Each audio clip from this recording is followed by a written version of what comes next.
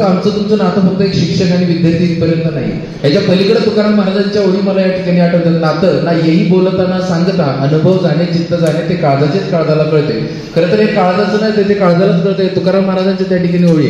मी sir एवढंच सांगतो तुम्हाला त्या ठिकाणी की मोडून पडला संसार पण मोडला नाही कणा, पाठीवरती हात ठेवून आम्हाला सगळ्यांना एकदा फक्त तुम्ही लढ म्हणा. तुमची प्रेरणा, तुमचं बळ, तुमचं भाषण, तुमचं सहकार्य, तुमचा आत्मविश्वास, या सगळ्या गोष्टी आम्हाला येणाऱ्या काळामध्ये खूप चांगलं मार्गदर्शन करतील याची शंका नाही.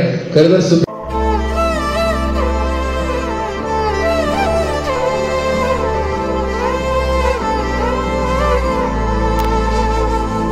सर्वप्रथम सर्वांच्या वतीनं तुमचं मनपूर्वक या कार्यक्रमाला स्वागत करतो. मुळात आम्ही तुमचं स्वागत नाही करणार, तुम्ही आमचं स्वागत तसंही केलेलं आहे, कारण की तुमच्यामुळे हा कार्यक्रम या ठिकाणी पार पडतोय. सगळ्यात पहिल्यांदा माझ्या मनामध्ये ही कल्पना आली, त्या ठिकाणी प्रशांत असेल, प्रशांतच्या आणि माझं बोलणं झालं, सोनलशी माझं बोलणं झालं. सगळ्यात पहिल्यांदा फोन केला म्हणजे आमचा हक्काचा माणूस म्हणजे मुंडे सर. सरांना फोन केला, सर म्हटले कधी या, तुम्ही कधी जरी आले तरी त्या ठिकाणी कार्यक्रम होणार 100%. या ठिकाणी आपल्या शाळेचे मुख्याध्यापक आदरणीय भत्तरे सर या ठिकाणी उपस्थित राहिलेले. जोरदार टाळ्याच्या गजरात त्यांचं देखील आपण या ठिकाणी स्वागत करायचं आहे. या ठिकाणी आपले मुख्याध्यापक आदरणीय लासूरकर सर सुद्धा उपस्थित राहिलेले, त्यांचं सुद्धा मी टाळ्यांच्या गजरात जोरदार पुन्हा एकदा स्वागत करायचं.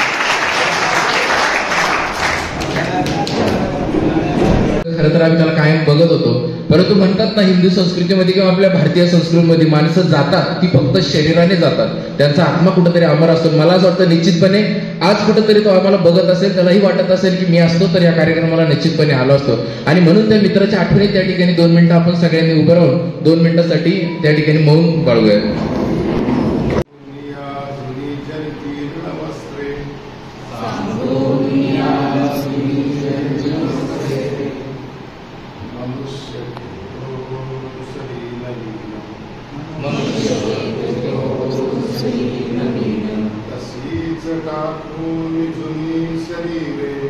तशीच टाकूनी जुनी शरीरे,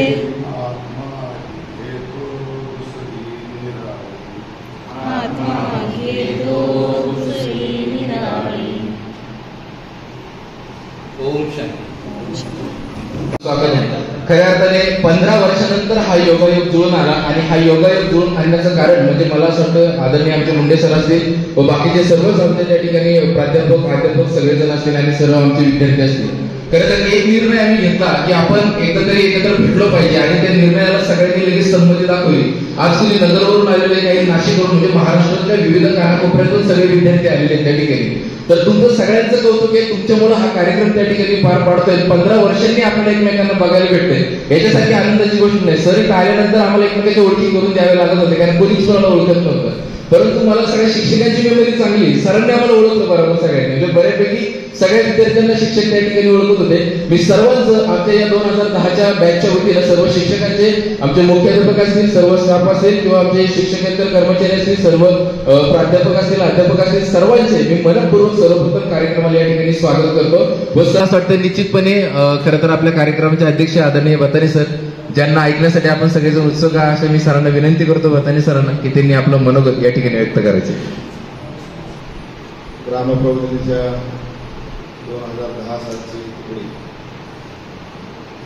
ते तुकडीमधले बरेच मान्यवर झालेले,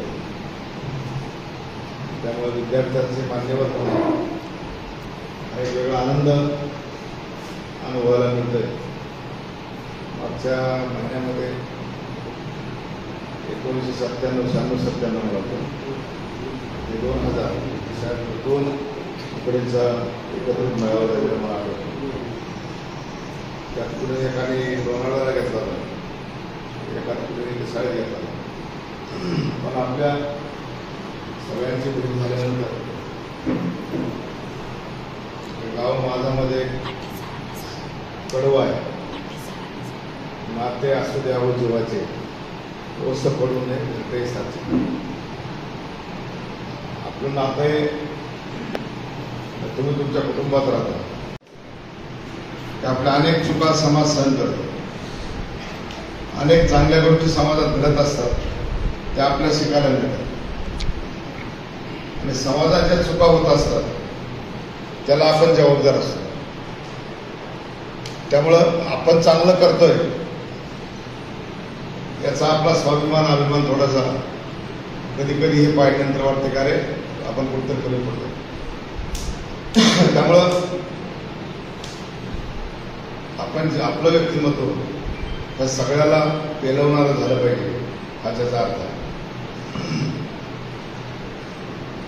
परमेश्वराला सुद्धा कमी संकटातून जावं लागलेलं आहे. म्हणजे श्रीराम असं जेव्हा आपण म्हणतो तेव्हा जन्मभर दुपारचा 14 वर्ष वनवास, आई वडिलांबरोबर राहता आलं नाही, अनेक संकट आणि दुष्प्रवृत्तींशी सगळं आयुष्य लढा देण्यात आलं. तरी जोरदार एकदा टाळ्या झाल्या पाहिजेत. नमस्कार मित्रांनो, मी 2011च्या बॅचचा 10वीचा विद्यार्थी आहे आमच्या शाळेतला. आणि मी तिकडचा आमच्या गावाकडचा जालन्याचा प्रॉपर. आणि खरं तुम्हाला सर्वांना बघून खूप आनंद होतोय. आणि जसं सर म्हटले की समाजाचं काहीतरी देणं लागतो, आणि असेच आमचे सर आम्हाला सांगत होते की समाजाचं देणं कसं लागायचं. सर का द्यायचं समाजाला, आपण समाजाला का देत असतो. तर सरांकडूनच मी ऐकलं की सर म्हटलं की आपण झाडाला पाणी देतो तर झाडं आपल्याला फळं देतात. तशाच प्रकारे समाज आपल्याला काय देतो हे आपल्याला दिसत नाही, पण आपण समाजाला काहीतरी देत राहिलं पाहिजे. जसं झाडं सावली देतात, झाडं आपल्याला कधी म्हणत नाही मी तुम्हाला सावली देतो, मी तुम्हाला फळं देतो, असं झाडं कधी आपल्यासोबत बोलत नाही, पण आपल्याला ते देत राहिले पाहिजे. दुसरा एक महत्त्वाचा मुद्दा, 10वीच्या विद्यार्थ्यांचा ज्यावेळेस आपण म्हणतो ना की शुभेच्छा समारंभ, आम्ही त्याला म्हणतो निरोप समारंभ आपल्या प्रबोधिनीत, असं नाही आहे. आणि त्यातल्या त्यात प्रबोधिनीचे कार्यकर्तेच असतात. दादा जसे म्हणाले आता, दादा म्हटले की आमचं हे माहेर आहे, तसं आपल्याकडे विद्यार्थी संघ म्हणून आपण त्या ठिकाणी तुमचं सर्वांचं आपण स्थापन करावं आणि शाळेशी जोडून राहावं. सर्वांचं नाव, दादांचं एक अध्यक्ष म्हणून नाव असावं विद्यार्थी संघाचं. खरं तर आम्ही अध्यक्ष शोधत होतो आणि दादांच्या रूपाने तो आज मला दिसला की विद्यार्थी संघाचं पूर्ण जे विद्यार्थी आहेत जुने बॅचचे, त्या संघाचं नेतृत्व दादा आपण विद्यार्थी संघाचं अध्यक्ष म्हणून आपण करावं आणि सर्व विद्यार्थ्यांनी त्याला जोडून राहावं असं मला दादांना बघून वाटतंय. बरेच वेळा तुम्ही मी शिकवलेल्या प्रार्थना कदाचित आठवत असतील. आठवत आहे? कोणी सांगू शकेल काय कधी प्रार्थना? हा बोल. खराचो एकची धर्म. ठीक आहे. आता मला एक माझी प्रार्थनेची वही चालत असताना एक 4 वळी मला दिसल्या. सुबह सवेरे लेकर तेरा नाम प्रभु, करते हैं हम शुरू आज का काम प्रभु. म्हणजे कोणतेही काम आपण देवाचं नाव घेतल्याशिवाय सुरू करत नाही. आणि त्याच्या खाली दुसरे एक ओळ आहे, गुरुओं का सत्कार कभी ना भूले हम, इतना बने महान गगन को छूले हम. म्हणजे गुरूंनी जे काही आता आपल्याला शालेय जीवनामध्ये दिलेलं असेल, त्यांचा जो आदर आहे, त्यांची जी कृतज्ञता आहे, या सगळ्या गोष्टी सांभाळून आम्ही इतके मोठे होऊ की गरुड झेप आमची असेल. आमच्या आयुष्यामध्ये नेहमी गरुडच झेप असेल, आम्ही कधी खाली येणार नाही. पण गरुड झेप घेत असताना आमचे जमीन मात्र पाय मात्र जमिनीवर असते. म्हणजे कोणतीही गोष्ट करत असताना आम्हाला कोणत्याही प्रकारचा गर्व नसेल. अशी ही सगळी कार्य करणारी मंडळी आता समोर बसलेली आहेत. आणि मला तर खरं काही चेहरे पण आता लक्षात येत नाही आहेत. गौरव मात्र मला कायमचं लक्षात राहील, कारण त्यांनी मला खूप त्रास दिलेला आहे. आणि दैननी तर कधीच ग्रपटलेला नाही, इतका तुडवलेला आहे त्याला मी, पण तरी सुद्धा तो असा कणखर उभा असायचा. अशा काही गोष्टी. शंकरच ना तू? ओंकार नेहमी हुशार असायचा, शिक्षित असायचा आणि चांगला अभ्यास करायचा. तिकडे माळी एक आहे, माळीच ना? हां, निखिल जाधव. हां, तर असे काही विद्यार्थी आठवत आहेत. पानसरे आठवत आहे. पानसरे आता जरा तब्येतीने चांगला झालाय, पहिला असा होता म्हणजे ढकलला तरी पडायचा, पण तरी आता खूप छान झाला. मी आलेल्या त्याला म्हटलं तू बाकी सर्व केलंस पण तब्येत मात्र खूप सुंदर केलीस म्हटलं. तर मला आवडलं. आणि सगळ्यांचे चेहरे बदललेले आहेत. आता काही चेहरे मला आठवत नाही आहेत, हां, तर तुम्ही कधी या, तुमचं स्वागत आहे. तुमचं मार्गदर्शन आम्हाला हवं आहे, आमच्या विद्यार्थ्यांना हवं आहे. आणि ते तुम्ही वेगवेगळ्या क्षेत्रांमध्ये काम करता, वेगवेगळे नावाजलेले तुम्ही त्या क्षेत्रामध्ये आहात. तुम्ही काहीतरी अनुभव मिळवलेला आहे. तो अनुभव तुम्ही विद्यार्थ्यांसाठी नक्कीच द्यावा असं मला आवर्जून वाटतं. स्वतःसाठी तर काम करताच, कुटुंबासाठी तर काम करताच, पण समाजासाठी आवर्जून काम करा. कारण आपली शिकवणच तशी आहे. म्हणजे आपल्या पुणे ज्ञान प्रबोधिनीपासून, निगडीपासून ग्रामप्रबोधिनीपर्यंत आणि भताणे सरांनी ग्रामप्रबोधिनी जे काही घडवलं, इथपासून सरांनी तुम्ही पाहिलं असेल की ते स्वतःसाठी काही करत नाही आहेत. पंचक्रोशीतील सगळ्या गावांसाठी ते करत असतात. एखादी वस्तू आणली तर माझ्याकडेच्या सगळ्या शाळांना, शाळेतील मुलांना मिळाली पाहिजे असं आवर्जून त्यांना वाटतं. का वाटतं? का तळमळ आहे? कारण समाजासाठी काहीतरी केलं पाहिजे हे आपल्यामध्ये पण असलं पाहिजे आणि आमच्या विद्यार्थ्यांमध्ये सुद्धा असलं पाहिजे. गरीब विद्यार्थ्यांना आवर्जून मदत करा. आपली जी परिस्थिती असेल, जी आपला आर्थिक स्थिती असेल, त्याच्यातून काही ना काहीतरी टक्केवारी किंवा काही ना काहीतरी वाटा हा गरीब विद्यार्थ्यांसाठी द्या. नक्कीच त्यांचा दुवा तुम्हाला मिळेल असं मला वाटतं. पुढच्या पिढीला आदर्श वाटेल असं आपलं वागणूक असलं पाहिजे. म्हणजे युट्यूबला पाहत असतो तर तिने बरेच वेळा मुंबईचे जे काही तीर्थक्षेत्र आहेत त्याचे व्हिडिओज काढून टाकलेले आहेत. चांगलं काम करते ती. पपेट शो आता मी बसले बसले मग अशी पाहत होतो. त्याही क्षेत्रात मला वाटतं की आहे असं वाटतंय, बरोबर ना? तर असं काहीतरी एक वेगळं काम, समाजासाठी काम असं काहीतरी केलं पाहिजे असंही आवर्जून वाटतं. आणि आयुष्यात एक तरी कला जोपासा. एक जरी कला जोपासली. आता हा वक्तृत्व फार सुंदर करतो, याचं मला आवर्जून सांगावं वाटतं की हा मला वाटते 8वी पासून आला, 9वी पासून आला. 9वी आणि 10वी या 2 वर्षामध्ये हा जर इतका पुढे जात असेल तर हा 5वी पासून असता तर किती पुढे गेला असता. तर दिल्ली गाठली असते, बरोबर की नाही? म्हणजे 2 वर्षात मिळालेल्या संस्कारावर एवढा मोठा होतोय तर त्याच्या 6 वर्षातल्या संस्कारात तो किती मोठा झाला असेल असं मी मगाशी विचार करत होतो. सगळ्यांवर आम्ही एकसारखे संस्कार केलेले आहेत. सगळ्यांना सगळ्या एकसारख्या गोष्टी वाटलेल्या आहेत. पण आपण जेव्हा धान्य पेरतो तेव्हा ते धान्य काही उगवतं, काही तसंच जमिनीत गाडून राहतं. तसं न राहता प्रत्येक धान्य हे अतिशय उत्तम पद्धतीने उगवलं पाहिजे. त्याचं प्रत्येक दाना प्रत्येक समाजाला उपयोगी आलं पाहिजे. त्याबद्दल सुद्धा काहीतरी गोष्टी सांगितल्या. मी एवढं सांगतो, आमचं तुमचं नातं फक्त एक शिक्षक आणि विद्यार्थी इथपर्यंत नाही. याच्या पलीकडे तुकाराम महाराजांच्या ओळी मला या ठिकाणी आठवतात. नातं ना येही बोलताना सांगता, अनुभव जाणे चित्त जाणे ते काळजाचेच काळजाला कळते. खरं तर हे काळजाचं नाही, ते काळजालाच कळतंय. तुकाराम महाराजांच्या त्या ठिकाणी ओळी. मी सर एवढंच सांगतो तुम्हाला त्या ठिकाणी की मोडून पडला संसार पण मोडला नाही कणा, पाठीवरती हात ठेवून आम्हाला सगळ्यांना एकदा फक्त तुम्ही लढ माना. तुमची प्रेरणा, तुमचं बळ, तुमचं भाषण, तुमचं सहकार्य, तुमचा आत्मविश्वास या सगळ्या गोष्टी आम्हाला येणाऱ्या काळामध्ये खूप चांगलं मार्गदर्शन करतील याची शंका नाही. खरं तर सुपे सर त्या ठिकाणी गैरहजर होते. खरं तर अध्यक्षांच्या भाषणानंतर बोलायचं नसतं, परंतु मी एक नियम मोडून त्या ठिकाणी विनंती करतो की गुरुकुल बद्दल या ठिकाणी सुपे सरांनी बोललं पाहिजे. आज 2010च्या विद्यालयाच्या तुकडीचा स्नेह मेळावा आपण या ठिकाणी आयोजित केलेला आहे. खरं तर गुरुकुलमध्ये असताना खूप सारे अनुभव आहेत आणि इथे गुरुकुलचे बरेच विद्यार्थी बसलेले आहेत. त्यांनी सुद्धा मला खूप चांगली मदत केलेली आहे. एक छोटासा अनुभव सांगतो. गुरुकुलचं एक ठरलेलं नियोजन असायचं. त्याच्यामध्ये सकाळी 5 वाजता सर्वांना उठायला लागायचं आणि उठून त्याच्यानंतर तो दिनक्रम सुरू व्हायचा. सुरुवातीला व्यायाम असायचा, त्याच्यानंतर व्यायाम झाल्यानंतर आंघोळी असायच्या. तर आंघोळीच्या वेळी सगळ्या विद्यार्थ्यांना इथे एक समोर त्या पाण्याच्या टाकीच्या जवळ शॉवर लावलेले होते आणि ती शॉवरने मुलांना आंघोळ घालण्याची जबाबदारी आमच्याकडे होती. तर ते मुलं थंड पाणी असल्यामुळे काही मुलं यायची नाहीत. तर आम्हाला त्यांना अक्षरशः मारत न्यावं लागायचं तिथे आणि त्यांना आंघोळ घालावी लागायची. आणि रविवारचा दिवस तर खूपच मजेशीर होता. थोडंसं उशिरा उठायला लागायचं, पण सगळ्यांची इथे मागच्या बाजूला, बाथरूमच्या मागच्या बाजूला कपडे धुण्याची घाई असायची. सगळे आपले कपडे घेऊन तिथे जायचे आणि तिथे कपडे धुवायचे. त्यांच्याबरोबर आम्ही सुद्धा असायचो. त्याच्यानंतर पाठांतराच्या वेळी सकाळी आणि संध्याकाळी दूध वाटप असायचं. आता इथे बरेच विद्यार्थी आमचे बसलेले आहेत, ते मला खूप चांगली मदत करायचे.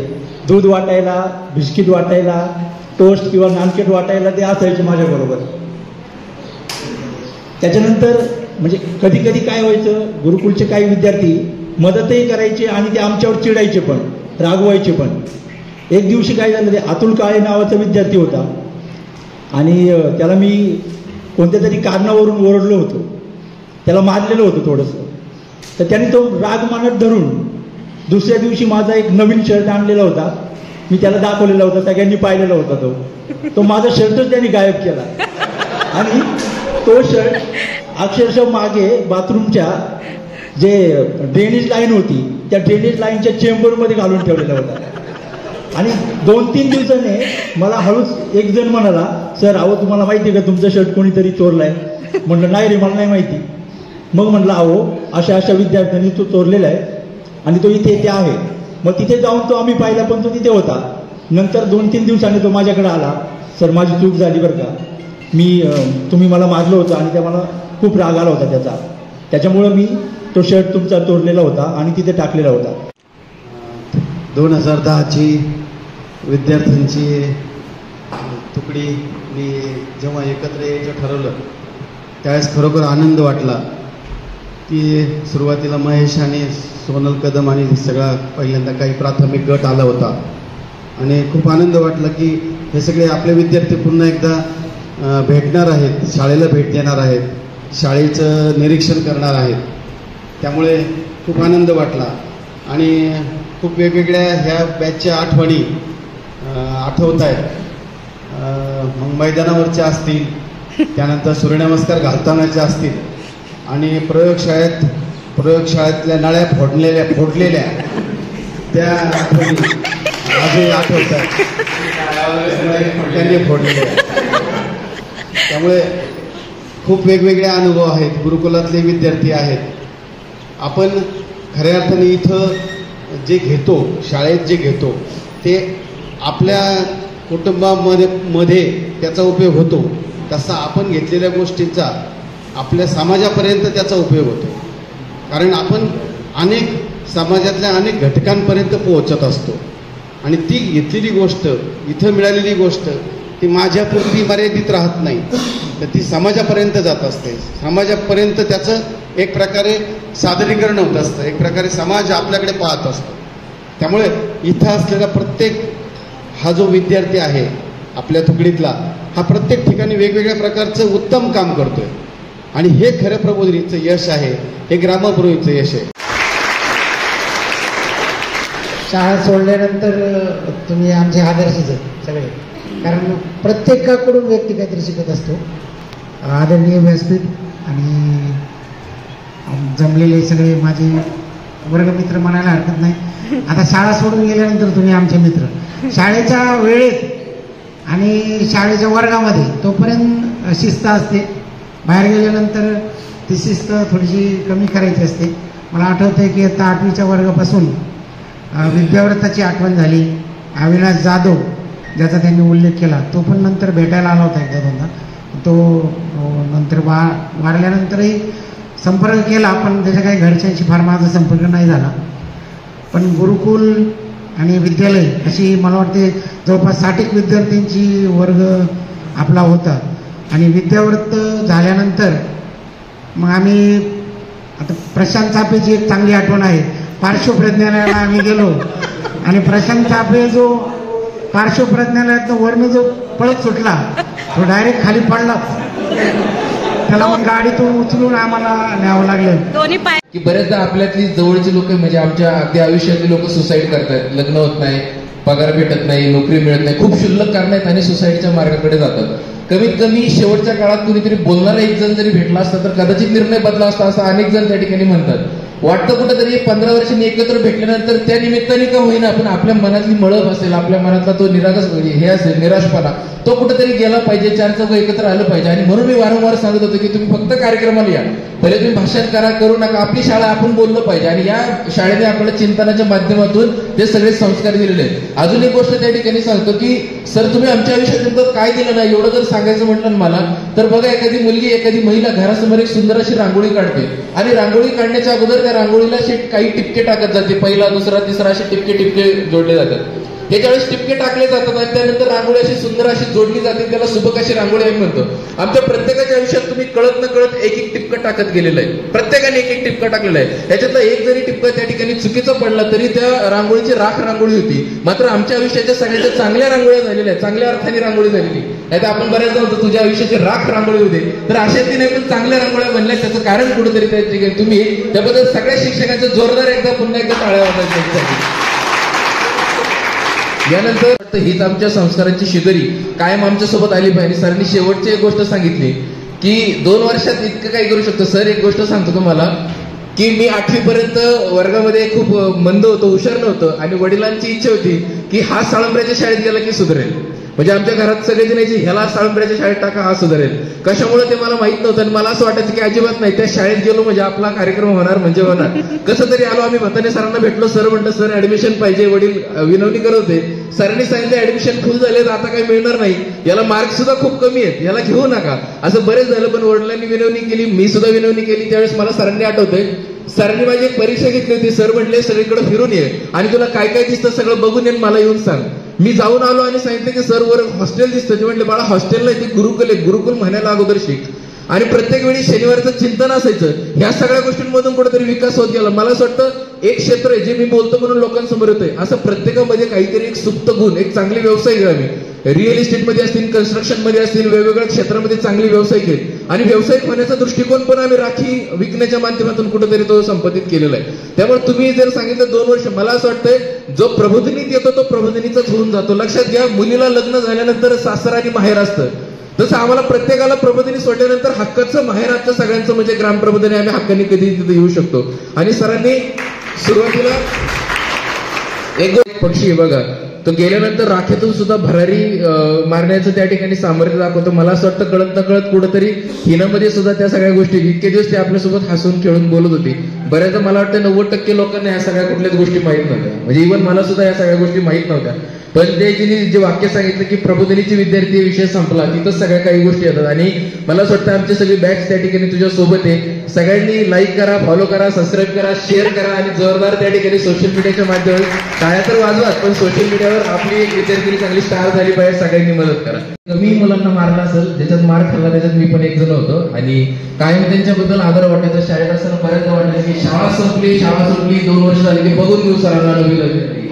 परंतु जसं 11वी 12वी नंतरचं वर्ष सुरू झालं, सर कधी बाहेर कधीतरी भेटले तरी पण असं वाटायचं की यांनी खरंच मारलं नसतं, आपण कधी सुधारलो नसतो. म्हणजे ती एकदम जिवंत आतमधून गोष्ट सांगते की तुम्ही सर मारत होते, तुम्ही जे शिक्षा करत होते मुळात त्या शिक्षा नव्हत्या, मुळात त्या शिक्षा नव्हत्या, तर आमच्या आयुष्यात काहीतरी चांगलं व्हावं म्हणून ते शिस्त त्या ठिकाणी तुम्ही होण्याचा प्रयत्न करत होते. आज त्यांच्याकडे बघितल्यानंतर 2-3 वेळेस सर चुकून मला सर म्हटले आणि मला लाजवण्यासारखं झालं की मला का सर म्हणता येते.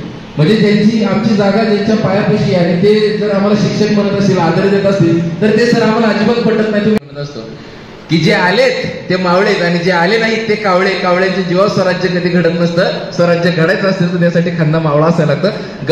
सोनलला फोन केला, त्यानंतर आमच्या सरपंचांना सांगितलं, सगळ्यांनी मनावर घेतलं, कुणी हो म्हणत होतं पण नाही म्हणत होतं, परंतु सगळ्यांचं कुठेतरी कळत न कळत सहकार्याला आपण हा कार्यक्रम आला. या 15 वर्षांनी आम्ही एकमेकांना सगळे रिकनेक्ट झालो. म्हणजे 144 वर्षांनी महाकुंभाचा जसा योग येतो तसं 15 वर्षांनी आमचा एक योग त्या ठिकाणी जुळून आलेला आहे. परंतु आम्ही सर एक शब्द देतो, इथून पुढे दरवर्षी आम्ही अशा प्रकारच्या या माजी विद्यार्थी मेळाव्याच्या माध्यमातून येत राहू आणि आपल्या शाळेतल्या काही जे गरीब मुलं आहेत ते सरांनी आम्हाला पंचसूत्री सांगितली, आम्ही त्यांना आमच्या माध्यमातून दत्तक घेण्याचं काम करू. हे सगळ्या बॅचच्या वतीनं या ठिकाणी मी तुम्हाला सांगतो. आणि पुन्हा एकदा तुम्ही सगळेजण इथं आलात, आम्हाला कार्यक्रम घेण्याची संधी दिली त्याबद्दल तुमचे सर्वांचे मी मनापासून आभार मानतो. आणि शेवटला माऊलीला विनंती करतो त्यांनी कार्यक्रमाचा या ठिकाणी समारोप करायचा.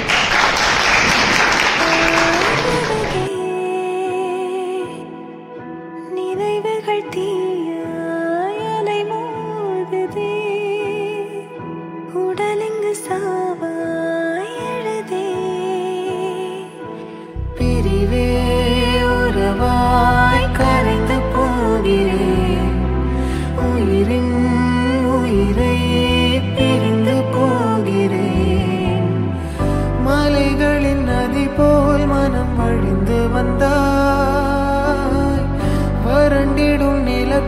பல கடல்கள் தந்தாய் கனவே துணையாய் ஒழிந்து போகட்டும் இரவிங்கு தீவாய் நம்மை சூழுதே